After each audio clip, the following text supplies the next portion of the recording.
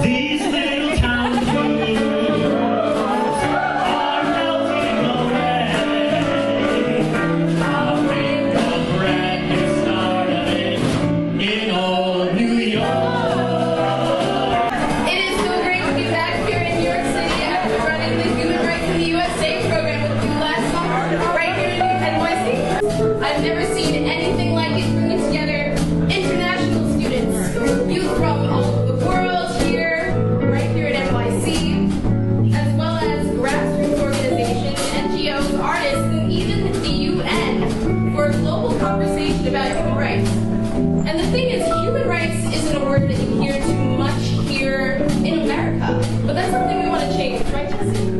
Indeed. So how are you enjoying this gala, Naimah? The gala is great. I've been enjoying great food from Fatty Fish, as well as tea from Runa, some hot music from Sapphire and Band.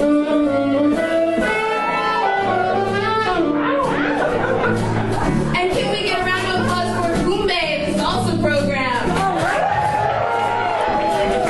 But I thought this was a human rights event. Are we supposed to be having fun?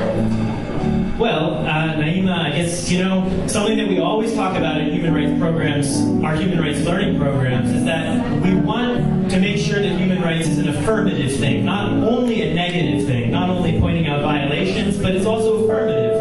And the other thing is that we also talk about how it should be personal. I mean, international law is amazing and wonderful, but human rights also exists around the dinner table as well. So I think parents and fun fit into human rights to some degree.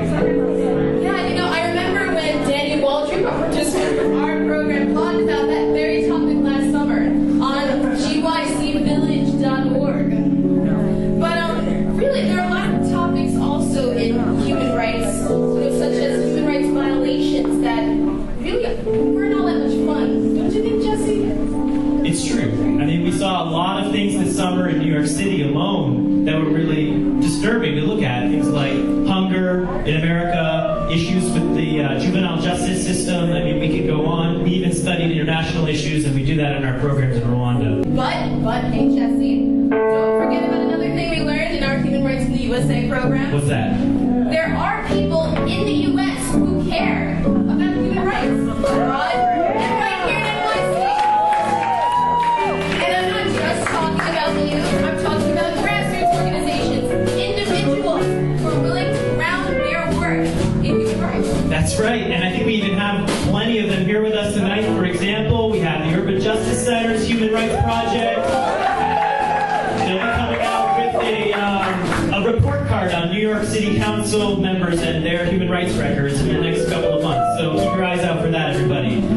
These are some of the people we met. I agree. And we also met this summer a lot of youth from around the world who wanted to come to the United States, and they wanted to exchange best practices because they really care about human rights, and they're ready to work on them all over the world.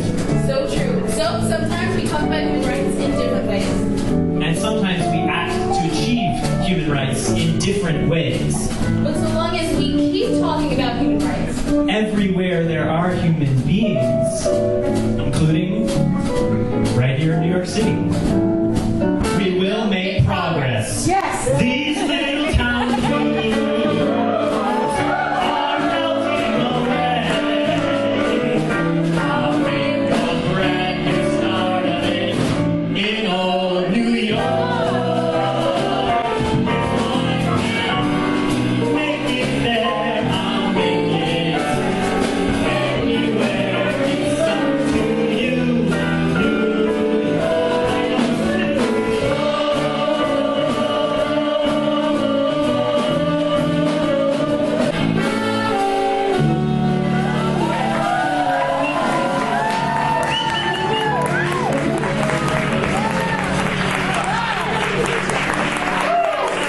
All right, thank you, Naimah, Hakim, and Sapphire, and a great time band. Just a great time. Thank you guys again so much, and thank you all. It's not not just a celebration and a moment to support our work, but also a chance for you guys to engage with one another, meet new faces, talk about human rights.